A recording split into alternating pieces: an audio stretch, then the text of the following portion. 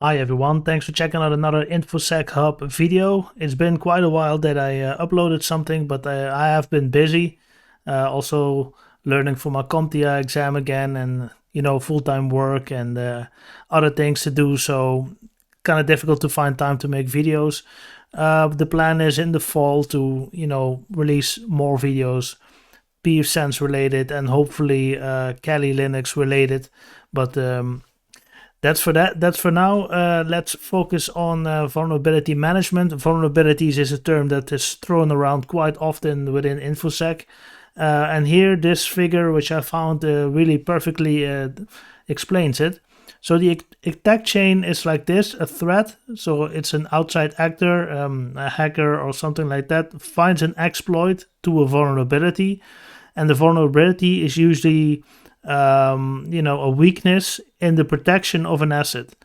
And the exploit can be code that is used, or maybe when we talk about an application, the code that is used is vulnerable, or the engineer introduced a vulnerability because it's not secure coded.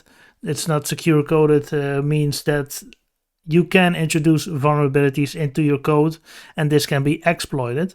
And then the threat can access an asset, and an asset is usually valuable to you as a person or as a company because it holds critical data, basically. So that's the attack chain. And there are many possibilities to either increase it, and vulnerabilities can exist in systems or applications, for instance.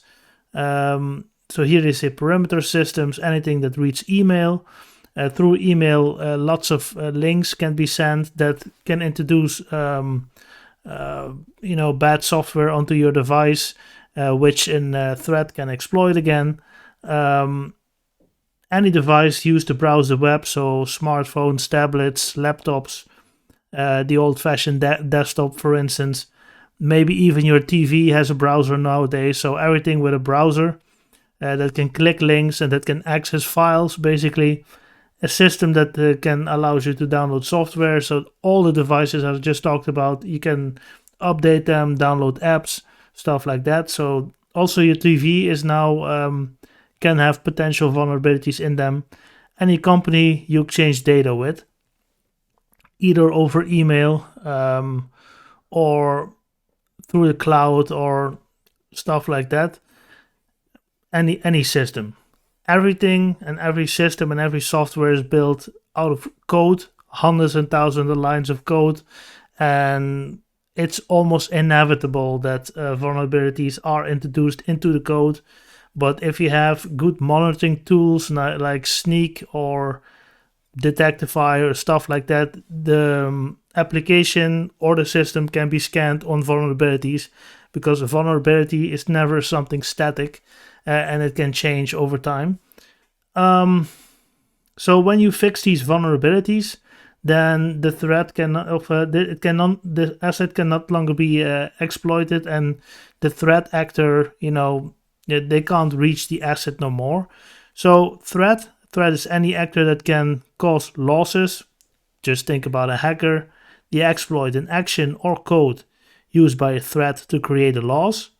Then a vulnerability is a weakness in the software, basically, or the protection of an asset. And the asset is a thing with value, which I said, let's say, for instance, customer data. And the loss is the negative impact or damage of the asset. So you can either lose that data, or you have reputation damage attached to your company, which is very difficult to get rid of nowadays. So this is basically a good list. Don't stop at the surface. It's critical to scan the inside system with authenticated agents. Make an inventory list. So deploy a control. So when we talk about email, for instance, we talked about Barracuda, the email gateway security. It's placed in front of your email server, basically, and it scans the contents of the email, and it can attach a score to each email message that flows through. Basically, it's like a firewall thing. It's a gateway. And if it has a certain score, then it will be placed in quarantine or it will be blocked. The same can be done with servers. Um, so basically, you go over the internet, you go to the data center, and just before you reach the server, there's a firewall. And you can have an IDS and IPS scanning, like packets sniffing to the request if you want, or just simple rule-based firewalls. They can also be quite effective. So you should always have a certain system in front of critical assets like web servers, database servers, email servers to scan all the requests that go to that server. You can also work with proxy servers, reverse proxy servers. They also add another layer of security. So you really have to do an inventory. What's your most critical data? Let's say, for instance, in general, customer data.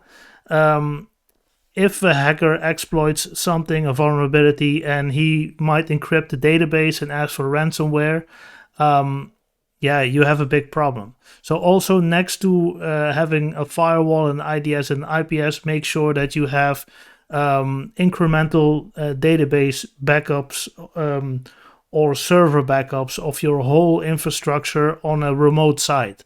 So if you get hacked and they ask for ransomware, you don't need to pay that because you have an exact copy. You might lose 2 hours of work and data of customers and stuff like that.